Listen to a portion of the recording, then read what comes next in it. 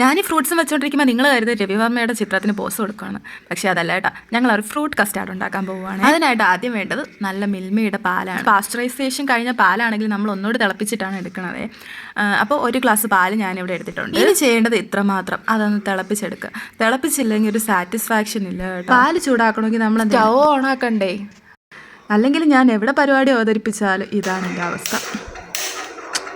അങ്ങനെ ഒടുവിൽ കത്തി. ഇനി ഐശ്വര്യമായിട്ട് നമുക്ക് ആ പാലൊന്ന് തിളപ്പിച്ചെടുക്കാം. ഇതാണ് നമ്മളെ മെയിൻ ഹീറോ കസ്റ്റാർഡ് പൗഡർ. ഇത് നമുക്കൊന്ന് പൊട്ടിച്ചെടുക്കാം. ഇതിനകത്തുനിന്ന് നമുക്ക് 2 സ്പൂണ് അതിലോട്ട് ഈ പാലിലോട്ട്, ചൂടായ പാലിലോട്ട് ആഡ് ചെയ്യണോടൊപ്പം കുറച്ച് പഞ്ചസാര, നമ്മുടെ മധുരത്തിന് ആവശ്യമായിട്ടുള്ള പഞ്ചസാരയോട് ചേർത്ത്. കാര്യം നമ്മുടെ പഞ്ചസാര നമ്മുടെ ശരീരത്തിന് അത്ര നല്ലതല്ല, അതുകൊണ്ട് നമ്മൾ ചിന്തിച്ച് മാത്രം ചേർക്കുക. എന്തായാലും നമ്മുടെ പാലൂടെ തിളച്ച് വന്നിട്ടുണ്ട്. അത് തീയൊന്ന് കുറച്ച് വെച്ചതിന് ശേഷം നമുക്ക് 2 സ്പൂണ് കസ്റ്റാർഡ് പൗഡർ ആഡ് ചെയ്ത് കൊടുക്കാമേ. ഒപ്പം കുറച്ച് പഞ്ചസാരയും കൂടെ ആവശ്യത്തിന് മാത്രം. പിന്നെ നിങ്ങൾക്ക് കുഞ്ചിയമ്മയുടെ കുഞ്ചുവിനെ അറിയത്തില്ലേ, പഞ്ചാരയൊക്കെ വെറ്റി ഇടന്നൊരു ചെറുക്കനെ? ആ ചെറുക്കൻ പോലും സ്വന്തമായിട്ട് പഞ്ചാര കച്ചവടം നടത്തിയിട്ട് ഇഞ്ചി കടിച്ചുകൊണ്ടാണ് നടന്നത്. മണ്ടൻ, അല്ലാതെ എന്ത് പറയാനാ, ഞാനെങ്ങാനും ആയിരിക്കും. എന്തായാലും നമ്മുടെ കസ്റ്റാർഡ് ഇവിടെ റെഡി ആയിട്ടുണ്ട്. ഇതൊന്ന് ചെറുതായിട്ട് കട്ട് ചെയ്തുകൊണ്ട് പേടിക്കേണ്ട ആവശ്യമില്ല. നമുക്ക് മിക്സി ഉള്ളത് കൊണ്ട് നമുക്ക് ജാറിലിട്ടൊന്ന് അടിച്ചെടുക്കാം. തുറന്നില്ല, താഴെ പോയി. പടകാളിത്തട്ടി, അയ്യോ വിഷയത്തിന്ന് മാറിപ്പോയി.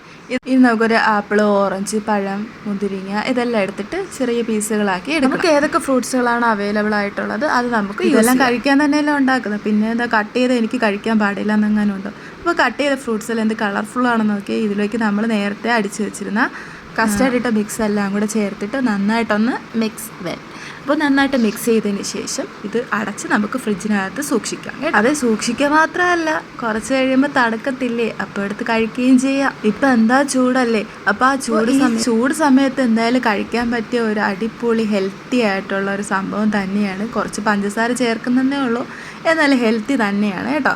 എന്തായാലും 2 മണിക്കൂർ ഞാൻ അതിനകത്ത് വെച്ചിട്ടുണ്ട്. അതിന് ശേഷം അത് തുറന്നപ്പോൾ നന്നായിട്ട് തണുത്തിട്ടുണ്ട്. പിന്നെ ഇനി അടുത്ത് എന്താ, ടേസ്റ്റ് നോക്കുക, അത്ര തന്നെ. ടേസ്റ്റ് നോക്കാനൊന്നുമില്ല, എല്ലാവർക്കും അറിയാന്നുള്ളതാ. എന്തായാലും ഞാൻ കഴിച്ചു നോക്കി, നന്നായി ടേസ്റ്റ് ഉണ്ട്. പിന്നെ ഈ വീഡിയോ എടുക്കുന്ന ഒരാളുണ്ട് കേട്ടോ, വേറെ ആരുമല്ല, എൻ്റെ കെട്ടിയവൻ തന്നെ. അദ്ദേഹത്തിന് കൊടുക്കണമെങ്കിൽ ഞാൻ ഈ വീഡിയോ അതിൻ്റെ പേണ്. അപ്പോൾ നെക്സ്റ്റ് വീഡിയോ ആയിട്ട് വരുന്നത് വരെയും സ്റ്റേ ട്യൂൺ.